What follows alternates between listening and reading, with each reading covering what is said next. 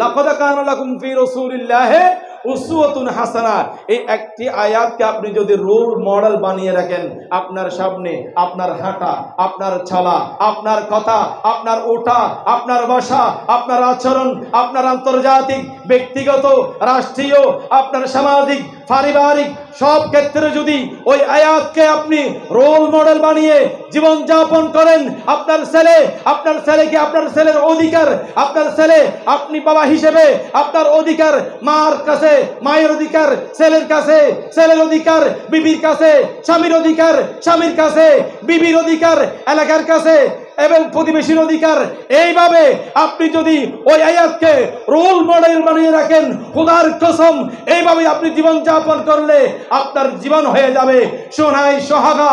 রাসূলুল্লাহ বলেন, এইভাবে জীবন যাপন করতে পারলে পৃথিবী থেকে যাওয়ার আগে আমি রাসূলুল্লাহ তোর মৃত্যুকালীন সময় মৃত্যুর বিছানায় কেউ তোকে দেখবে না, তোর অবস্থা বুঝবে না। আমি রাসূলুল্লাহ মদিনা শরীফ থেকে সরাসরি তোর ঘরের মধ্যে এসে হাউজে কাউসারের পানির পেয়ালা নিয়ে তোর সামনে দাঁড়িয়ে থাকবো। আমি বলবো, উম্মত আসো, ভয়ের কোনো কারণ নেই, আমি রাসূলুল্লাহ তোর সামনে আছি, আসো আসো।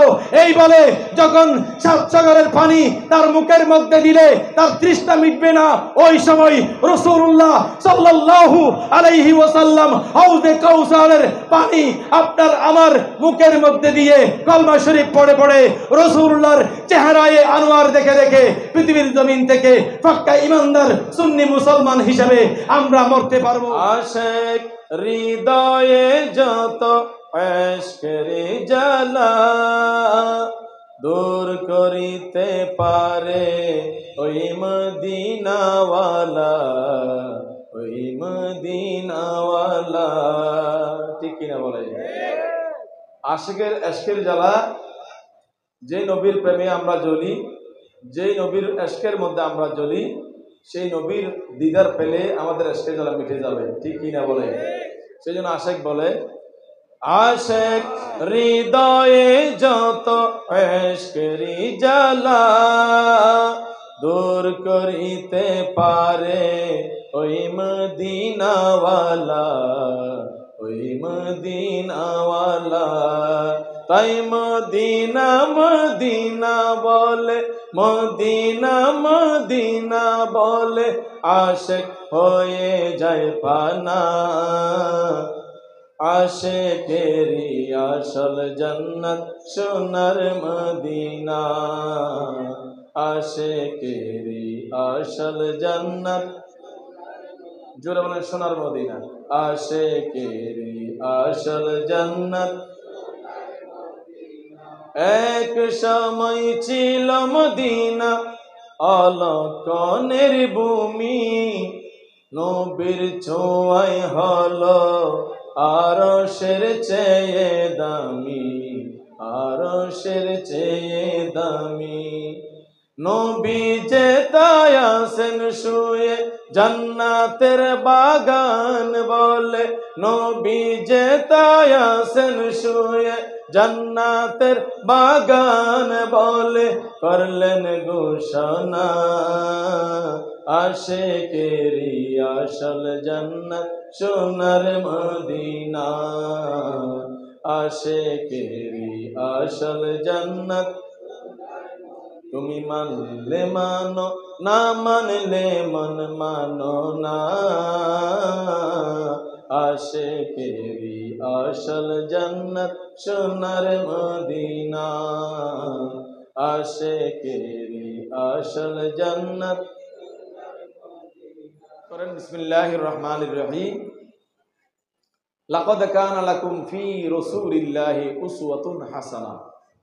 আমার আল্লাহ বলেন, ও আমার বান্দারা, তোমরা পৃথিবীর সৃষ্টি লগ্ন থেকে শুরু করে কিয়ামত পর্যন্ত তোমরা যদি কোনো চরিত্র, কোনো উত্তম মডেল তোমাদের জীবনকে সাজানোর জন্য, তোমাদের জীবনকে সুন্দর করার জন্য, আমার হুকুম মোতাবেক চালানোর জন্য তোমরা যদি চরিত্র গ্রহণ করতে চাও, এক কথায় আন্তর্জাতিক, সামাজিক, রাষ্ট্রীয়, ব্যক্তিগত, পারিবারিক যত জীবন ক্ষেত্র আমাদের রয়েছে, সব ক্ষেত্রে তোমরা একজন মানুষকে, একজন সত্তাকে তোমরা ফলো করবে, তিনি হচ্ছে রহমতুল লিল আলামিন। চিৎকার দিয়ে বলুন সুবহানাল্লাহ। আমার হাবিবের জীবনের মধ্যে তোমাদের উত্তম মডেল রয়েছে, সুবহানাল্লাহ বলবেন না? সেই জন্য রাসূলুল্লাহর চরিত্র যারা গ্রহণ করেছেন তারা হয়েছেন সিদ্দিক আকবর, সুবহানাল্লাহ বলেন। তারা হয়েছেন ফারুক আজম, তারা হয়েছেন উসমানের জন্য নূরায়, তারা হয়েছেন মাওলা আলী শেরে খুদা, হাসনাইনে করিমাইন। এভাবে রাসূলুল্লাহর 1,24,000 সাহাবায়ে কেরাম আলাইহিমুর রিদওয়ান, তিনারা রাসূলুল্লাহকে ফলো করে, রাসূলুল্লাহর চরিত্র গ্রহণ করে আল্লাহ পাক রাসূল পাকের মাধ্যমে রাসূলুল্লাহ বলেছেন, এই আসহাবিকান নজুম, আমার এই সাহাবীগুলো যারা আমাকে ফলো করেছেন, যারা আমার চরিত্র গ্রহণ করেছেন, তিনারা সবাই আসমানের তারকার মতো। জোরে বলুন সুবহানাল্লাহ। পৃথিবীতে তাদের কোনো এক্সাম্পল আল্লাহর নবী দেন নাই। যারা আমাকে ফলো করেছেন, আমাকে অনুসরণ করেছেন, আমাকে ভালোবেসেছেন, আমাকে মোহাব্বত করেছেন, আমি যেইভাবে বলেছি সেইভাবে যারা চলেছেন, তিনারা সবাই আসমানের তারকার মতো, তারকার তুল্য। জোরে বলুন সুবহানাল্লাহ। আর রাসূলুল্লাহর চরিত্রের মধ্যে নিয়ামত আছে না নাই? আর রাসূলুল্লাহর চরিত্রের বাইরে যারা অন্য কিছুর, অন্য মানুষের, অন্য নেতা নেত্রীর চরিত্র গ্রহণ করবে তারা সবাই বরবাদ, ঠিক কিনা বলে? আজকে দেখেন ফিলিস্তিন সহ ইরান, ইরাক, দামেস্ক, আপনার সিরিয়া, লেবানন, এভাবে মুসলিম কান্ট্রির মধ্যে ইহুদিরা হামলা চালাচ্ছে, ঠিক কিনা বলেন? একটাই কারণ, আমরা মুস্তাফার দামানকে ছেড়ে দিয়েছি। জোরে বলুন নাউজুবিল্লাহ। আজকে মিশর একটা ইসলামিক রাষ্ট্র, ক্ষমতাধর, বিশ্বের মধ্যে 16 নম্বর অবস্থান, সশস্ত্রের মধ্যে, যার কাছে অস্ত্র শস্ত্র বোমা সব কিছু আছেন, টাকা পয়সা আছেন, সব কিছু আছেন, এমন ক্ষমতাধর রাষ্ট্র মিশর। সেই মিশর ফিলিস্তিনের মধ্যে এত মানুষ ইহুদিরা মারতেছেন, ইসরায়েল মারতেছেন, কিন্তু কোনো শব্দ ব্যবহার করতেছে না, ঠিক কিনা বলেন? কারণ কি? তাদের সাথে, ইহুদির সাথে যোগসূত্র রয়েছে, ঠিক কিনা বলেন? যার কারণে মুস্তাফার দামান ছেড়ে দেওয়ার কারণে আজকে তারা পৃথিবীর অন্য সব মানুষের চরিত্র গ্রহণ করে পৃথিবীর মানুষের কাছে দিন দিন তারা ঘৃণার পাত্র হচ্ছেন, ঠিক কিনা বলেন? আর মুস্তাফার দামান যারা ধরবে, সাইয়েদনা ফারুক আজম রাদিয়াল্লাহু তাআলা আনহু, তিনি মুস্তাফার দামান ধরার কারণে তিনি যখন খলিফাতুল মুসলিমিন ছিলেন, তৎকালীন সময় মিশরের যেই রাজা ছিল, ওই রাজার আমলে সমস্ত মহিলারা তাদের সন্তানদেরকে ফারুকে আজমের কথা বলে তাদেরকে খুব তাড়াতাড়ি ঘুম পাড়াতেন। জোরে বলুন সুবহানাল্লাহ। মিশরের সমস্ত ছেলে মেয়েদেরকে মারা ভাত খাওয়াতেন, ফারুকে আজম আসতেছেন, সুবহানাল্লাহ বলেন। আমাদের মারা আমাদের কি বলেন? বুইয়া আসছে, বুইয়া বলেন কিনা? এই বাঘ আসছে, বাঘ, বুইয়া আসছে, বুইয়া আসছে, ভয় লাগিয়ে আমাদের কি করেন? খানা খাওয়ায়। মিশরের নারীরা ফারুক আজমের নাম বলে তাদের সন্তানদেরকে খানা খাওয়াতেন, সুবহানাল্লাহ বলবেন না? আর মিশর সহ সারা পৃথিবীর যত ইহুদি খ্রিস্টান ছিল, তারা ফারুক আজমকে এমন ভয় করতেন, ফারুক আজমের নাম শুনলেই তারা ভয়ে পালিয়ে যেত। জোরে বলুন না সুবহানাল্লাহ। আজকে সেই ভয় কোথায়? আজকে সেই ভয় কোথায়? ইসলাম তো আছে, আছে না নাই? শুধু ইসলামের নাম মাত্র আছে, ইসলামের রসমটা আছে, বাস্তব যেটা হাকিকি ইসলাম সেটা দিন দিন উঠে যাচ্ছে। যার কারণে আমাদের দেশের মধ্যে, সারা পৃথিবীর মধ্যে খুন, রাহাজানি, ধর্ষণ, সন্ত্রাসী, এইভাবে সব গুনাহ, সব পাপের মধ্যে মুসলিম সমাজ নিমজ্জিত হচ্ছে, ঠিক কিনা বলে? সেই জন্য লাকাদ কানা লাকুম ফি রাসূলিল্লাহি উসওয়াতুন হাসানা। আমার আল্লাহ বলেন, আমি আল্লাহ বলছি, এটা আমার কালাম, কালামে নফসি, কালামে ইলাহি, এটা আল্লাহ পাকের কালাম। আমার আল্লাহ বলেন, ও আমার বান্দারা, তোমরা যদি তোমাদের জীবনকে উত্তমভাবে মডেল হিসেবে, জান্নাতি হিসেবে নিজেকে গঠন করতে চাও, তাহলে আমার মুস্তাফার দামান ধরো, আমার মুস্তাফা যেটা বলেছেন সেটাই তোমরা গ্রহণ করো। জোরে বলুন সুবহানাল্লাহ। আজকে মুস্তাফার দামান থেকে আমরা সরে যাওয়ার কারণে প্রত্যেকটা পদে পদে আমরা বিপদগামী, বিপদের সম্মুখীন হচ্ছি, ঠিক কিনা বলে? সৈয়দনা ফারুক আজম রাদিয়াল্লাহু তাআলা আনহুর নাম শুনলে ইহুদি নাসারা ভয়ে পালিয়ে যেতেন, ঠিক কিনা বলেন? আপনার মিশরের নীল নদের পানি একসময় বন্ধ হয়ে গেছে। কি কারণে? জিন্নাতের কারণে। জিন্নাত পানি যে সময় লাগে তখন দিত না, যে সময় লাগতো না, ওই ইন্ডিয়ার মতো। কিসের মতো? ইন্ডিয়ার ফারাক্কা আছে না নাই? ইন্ডিয়ার ফারাক্কা যে বাঁধ, সেটা ছাড়ে যখন আমাদের পানির প্রয়োজন হয় না তখন ছাড়ে, আমরা যেন বিপদের মধ্যে পড়ি, ঠিক কিনা বলে? আর যখন আমাদের পানির প্রয়োজন, চাষাবাদের প্রয়োজন, ক্ষেত খামারের প্রয়োজন, তখন তারা পানি বন্ধ করে দেয়। ঠিক একইভাবে মিশরের নীল নদের পানি কি হয়ে গেছে? বন্ধ করে দিছে। যখন পানির প্রয়োজন তখন পানি দিত না। তখন তারা কি করতেন? প্রত্যেক বছর পানিকে ওপেন করার জন্য, চালিত করার জন্য তারা একজন যুবতী নারীকে সেখানে বলি দিতেন। জোরে বলুন না নাউজুবিল্লাহ। ইসলামের মধ্যে বলি দেওয়া আছে? কথা বলে। ইসলামের মধ্যে বলি দেওয়া আছে। এই কবর যখন মদিনা শরীফের যিনি বাদশা খলিফাতুল মুসলিমিন ফারুক আজম রাদিয়াল্লাহু তাআলা আনহুর কানের মধ্যে গেল, ফারুক আজম রাদিয়াল্লাহু তাআলা আনহু মদিনা শরীফ থেকে চিঠি লিখলেন, এই মিশরের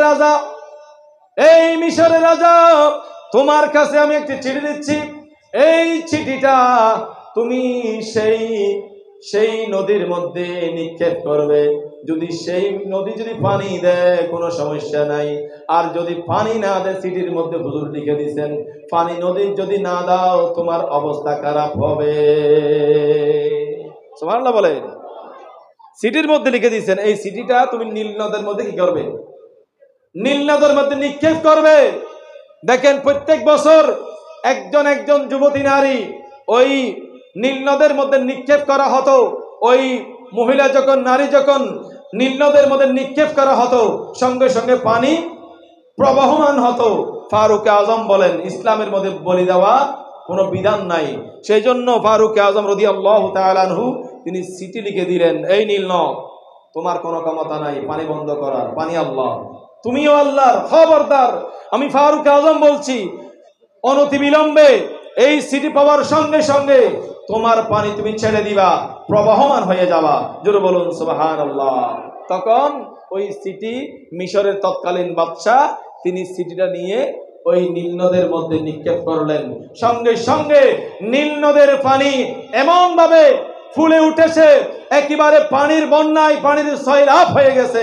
জোরে বলুন সুবহানাল্লাহ। দেখেন নীল নদ পর্যন্ত ফারুক আজমকে ভয় করে। সুবহানাল্লাহ বলবেন না? মুসলিমরা বীরের জাতি, বীরুর জাতি নয়। মুসলিমরা কিসের জাতি? বীরের জাতি। আজকে আমরা বীরুর জাতি হয়ে গেছি, কারণ আমাদের কাছে শেয়ারের লোভ, গদির লোভ, ঠিক কিনা বলেন? গদির কারণে, গদির লোভে আমরা নিজের মা, নিজের বাবা, নিজের ভাই বন্ধু, আত্মীয় স্বজন কাউকে আমরা পরিচয় দিই না। নাউজুবিল্লাহ বলেন। আজকে যে দল করুক না কেন, আমি কোনো দলের কথা বলবো না, কিন্তু আমাদের দেশের যে রসম, একটা দল ক্ষমতায় আসলে সেই দল অন্য দলের উপরে ক্ষমতা চালায়, ঠিক কিনা বলেন? আর সেই দল যখন চলে যায় আরেক দল উঠে ওই দলের মানুষদেরকে মারে। আছে না নাই? এটা ইসলামের মধ্যে আছে, এটা রাসূলুল্লাহর শরীয়তের মধ্যে আছে। আমরা মুসলমান, আমরা রাসূলুল্লাহর গোলামে মুস্তাফা। আমাদের মধ্যে এই ধরনের বৈষম্য, এই ধরনের চরিত্র আমাদের মধ্যে থাকতে পারে? যদি থাকে, মনে করবেন আপনি নামটাই মুসলমান, আপনার নামের মধ্যে মুহাম্মদ অমুক, এটা থাকতে পারবে, কিন্তু বাস্তবিকভাবে আপনি রাসূলুল্লাহর উম্মত মোটেও নয়। জোরে বলুন নাউজুবিল্লাহ। যেই ব্যক্তি, রাসূলুল্লাহ বলেছেন, যেই ব্যক্তি আপনার পরিবেশের মধ্যে, প্রতিবেশীর মধ্যে এমন মানুষও আছেন তারা কি দিয়ে ভাত খেয়েছেন সেটা খবর না নিয়ে, ওই ব্যক্তি পয়সাওয়ালা ব্যক্তি, ধনাঢ্য ব্যক্তি, ওই ব্যক্তি ওই কুরমা ফলও সুন্দরভাবে খাচ্ছেন আর তার প্রতিবেশীর খবর নিল না। রাসূলুল্লাহ বলেন, তুমি আমার উম্মত না। জোরে বলুন নাউজুবিল্লাহ। এই ধরনের হাজার হাজার আসরনাই ঘটনা। ঘরের মধ্যে আমি আপনি সুন্দরভাবে খাচ্ছি, আমাদের প্রতিবেশীদের মধ্যে অনেকে আছেন যারা দিনে এনে দিনে খায়, খেটে খাওয়া মানুষ, তারা অনেক সময় দেখা যাচ্ছে একেবারে লবণ পানি দিয়ে ভাত খাচ্ছে, আছে না নাই? কিন্তু আমি ঘরের মধ্যে অনেককে দাওয়াত দিয়েছিলাম, অনেক বিয়ের মধ্যে দাওয়াত দিচ্ছি, মেজবানে দাওয়াত দিয়েছি, কিন্তু ওই সমস্ত মানুষগুলো যারা দুর্বল, যারা গরিব, যারা মিসকিন, তাদের কোনো খবর নিলাম না। তোমাদের কোনো খবর নেব না, যেহেতু তোমরা আমাদের সোসাইটির মধ্যে নাই। জুড়ে বলুন নাউজুবিল্লাহ। এই ধরনের সোসাইটির মুখের মধ্যে আমি জুতার বাড়ি মারি। এই ধরনের সোসাইটি, যেই সোসাইটির মধ্যে, যেই সমাজের মধ্যে বৈষম্য রয়েছে, ধনী গরিব বৈষম্য রয়েছে, মেজবান খাওয়াচ্ছেন পয়সাওয়ালাদেরকে, আপনার বিয়ে খাওয়াচ্ছেন পয়সাওয়ালাদেরকে, আর যারা গরিব মানুষ তাদেরকে দাওয়াত দিলেন না। রাসূলুল্লাহ বলেন তোমার নামটা আমার উম্মতের মধ্যে নাই। জোরে বলুন নাউজুবিল্লাহ। তোমার মতো উম্মত আমার প্রয়োজন নেই। আমি এই দিন নিয়ে আল্লাহর পক্ষ থেকে পৃথিবীতে আসি নাই, আমি এমন দিনে এনেছি উসুনি সুনাই বেদাবেদ সব সমান বল প্রভেদ। সুবহানাল্লাহ বলেন। উসুনি সুনাই বেদাবেদ সব সমান বল প্রভেদ, আদম হাওয়া হতে পয়দা এই শরণ রাখি, কোন মধুর বাণী নিয়ে এলো মোর পাখি, বিশ্বজান তারই রূপে। তারই রূপে, কার রূপে? রাসূলুল্লাহ রূপে। লাকাদ কানা লাকুম ফি রাসূলিল্লাহ, এটা রাসূলিল্লাহি উসওয়াতুন হাসানা। রাসূলুল্লাহর চরিত্র কি? রাসূলুল্লাহ যে দিন নিয়ে এসেছেন এখানে কোনো ভেদাভেদ, পয়সাওয়ালা গরিব কোনো ভেদাভেদ, বড় ছোট কোনো ভেদাভেদ, নারী পুরুষ ভেদাভেদ নাই, পয়সাওয়ালা গরিব মিসকিন কোনো ভেদাভেদ। আমাদের একটাই পরিচয়, আমরা আদম এবং হাওয়ার সন্তান। জোরে বলুন সুবহানাল্লাহ। আদম হাওয়া হতে পয়দা এই স্মরণ রাখি। যখন ভেদাভেদ চলে আসবে, রাসূলুল্লাহ বলেন উম্মত তোমরা যখন কাতারবন্দি হয়ে নামাজ পড়ো, আমি রাসূলুল্লাহ তিনটা জিনিসকে পছন্দ করি। এক নম্বর, আমি রাসূলুল্লাহ নামাজকে বেশি মহব্বত করি। সুবহানাল্লাহ বলেন। যখন আমার উম্মতগণ কাতারবন্দি হয়ে কাঁধে কাঁধ মিলিয়ে ধনী গরিব উঁচু নিচু সব ভেদাভেদ ভুলে গিয়ে তারা যখন একই কাতারের মধ্যে নামাজ পড়েন, আমি রাসূলুল্লাহর অন্তর শান্তি হয়, চোখ জুড়িয়ে যায়। জোরে বলুন সুবহানাল্লাহ। দুই নম্বরের মধ্যে আমি মহিলাদেরকে বেশি ভালোবাসি। যেই মহিলাদের সম্মান পৃথিবীতে, কথা বলেন না, ছিল। নিজের বাবা, জন্মদাতা বাবা নিজের কন্যা সন্তানকে একেবারে জলে ফুলে জীবন্ত দফন করেছেন। সেই দফন থেকে নারী সমাজকে তুলে পৃথিবীর জমিনে রাসূলুল্লাহ বলেন আল জান্নাতু তাহতা আকদামি উম্মাহাতুকুম। আমার নবী বলেন উম্মত তোমাদের জন্য জান্নাত হচ্ছে তোমাদের মায়ের কদমের নিচে। সুবহানাল্লাহ বলেন। যেই মহিলা মাটির নিচে ছিল সেই মহিলাদেরকে রাসূলুল্লাহ মাটি থেকে উত্তোলন করে এমন সম্মান দিয়েছেন, ওই মহিলাদেরকে বানিয়ে দিয়েছেন সন্তানদের জন্য জান্নাতের আবাসস্থল। জোরে বলুন সুবহানাল্লাহ। আজকে সেই মহিলারা রাসূলুল্লাহ ঈদ মিলাদুন নবী অনেকে পালন করে না, আছে না নাই? যেই সমাজের মধ্যে বাবার সম্মান ছিল না, ছেলের কাছে বিবির কাছে স্বামীর সম্মান ছিল না, স্বামীর কাছে বিবির সম্মান ছিল না, একইভাবে সামাজিকতা বলতে কিছুই ছিল না, সেই সময় রাসূলুল্লাহ পৃথিবীতে এসে মানুষের মধ্যে ভ্রাতৃত্বের বন্ধনে আবদ্ধ করেছেন। ঈদ মিলাদুন নবী একদিন নয়, দুদিন নয়, আজীবন পালন করলে রাসূলুল্লাহর একটা মুহূর্ত পৃথিবীতে আগমন করেছেন, খোদার কসম আপনি শুকরিয়া আদায় করে শেষ করতে পারবেন না, ঠিক কি না বলেন? সেই জন্য ঈদ মিলাদুন নবী করার দরকার আছে না নাই?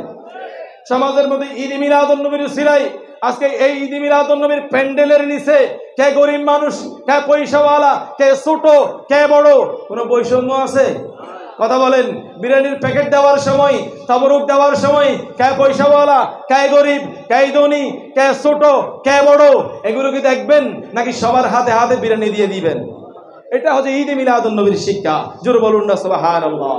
ঈদ মিলাদুন নবীর উসিলায় আমরা আল্লাহ পাকের সব নিয়ামত পেয়েছি, অতীতেও পেয়েছি, এখনো পাচ্ছি, ইনশাআল্লাহ কিয়ামত পর্যন্ত নয়, কিয়ামতের ময়দানেও ঈদ মিলাদুন নবীর উসিলায় রাসূলুল্লাহর সুপারিশের মাধ্যমে আমরা জান্নাতে যাওয়ার আশাবাদী। আল্লাহ পাক কবুল করুক, আমিন। সম্মানিত হাজরিন, লম্বা আলোচনা করার কোনো সুযোগ নেই, সুতরাং এই লাকাদ কানা লাকুম ফি রাসূলিল্লাহি উসওয়াতুন হাসানা এই একটি আয়াতকে আপনি যদি রোল মডেল বানিয়ে রাখেন, আপনার সামনে আপনার হাঁটা, আপনার চলা, আপনার কথা, আপনার ওঠা, আপনার বসা, আপনার আচরণ, আপনার আন্তর্জাতিক, ব্যক্তিগত, রাষ্ট্রীয়, আপনার সামাজিক, পারিবারিক সব ক্ষেত্রে যদি ওই আয়াতকে আপনি রোল মডেল বানিয়ে জীবন যাপন করেন, আপনার ছেলেকে আপনার ছেলের অধিকার, আপনার ছেলে আপনি বাবা হিসেবে আপনার অধিকার মার কাছে, মায়ের অধিকার ছেলের কাছে, ছেলের অধিকার বিবির কাছে, স্বামীর অধিকার স্বামীর কাছে, বিবির অধিকার এলাকার কাছে এবং প্রতিবেশীর অধিকার, এইভাবে আপনি যদি ওই আয়াতকে রোল মডেল বানিয়ে রাখেন, খোদার কসম এইভাবে আপনি জীবন যাপন করলে আপনার জীবন হয়ে যাবে সোনায় সোহাগা। রাসূলুল্লাহ বলেন, এইভাবে জীবন যাপন করতে পারলে পৃথিবী থেকে যাওয়ার আগে আমি রাসূলুল্লাহ তোর মৃত্যুকালীন সময় মৃত্যুর বিছানায় কেউ তোকে দেখবে না, তোর অবস্থা বুঝবে না। আমি রাসূলুল্লাহ মদিনা শরীফ থেকে সরাসরি তোর ঘরের মধ্যে এসে হাউজে কাউসারের পানির পেয়ালা নিয়ে তোর সামনে দাঁড়িয়ে থাকবো। আমি বলবো, উম্মত আসো, ভয়ের কোনো কারণ নেই, আমি রাসূলুল্লাহ তোর সামনে আছি, আসো আসো। এই বলে যখন সাত সাগরের পানি তার মুখের মধ্যে দিলে তার তৃষ্ণা মিটবে না, ওই সময় রাসূলুল্লাহ সাল্লাল্লাহু আলাইহি ওয়াসাল্লাম হাউজে কাউসারের পানি আপনার আমার মুখের মধ্যে দিয়ে কলমা শরীফ পড়ে পড়ে রাসূলুল্লাহর চেহারায়ে আনোয়ার দেখে দেখে পৃথিবীর জমিন থেকে পাক্কা ইমানদার সুন্নি মুসলমান হিসেবে আমরা মরতে পারবো। মহান রব্বুল আলামিন আমাদের সকলকে রাসূলুল্লাহর গোলামির মধ্যে আমাদের নামটা লিখার তৌফিক দান করুক, আমিন। আজকের এই নূরানি মাহফিল মহান রব্বুল আলামিন কবুল এবং মঞ্জুর করুক, আমিন। বারবার এই ঈদ মিলাদুন নবী এই মাঠের মধ্যে খান সাহেব আব্দুল খালেক শাহদগর পাড়া গৌসিয়া কমিটির মাধ্যমে এই মাহফিল মহান রব্বুল আলামিন কিয়ামত পর্যন্ত জারি এবং সারি রাখার সেই অভিবাদন, সেই কাকুতি মহান রব্বুল আলামিনের দরবারে জানিয়ে সবার কাছ থেকে দোয়া চেয়ে হুজুরের অনেক সময় নষ্ট করেছি, হুজুরের কাছ থেকে দোয়া চেয়ে এবং মাপ চেয়ে আমি বিদায় নিচ্ছি। আসসালামু আলাইকুম ওয়া রাহমাতুল্লাহি ওয়া বারাকাতুহু।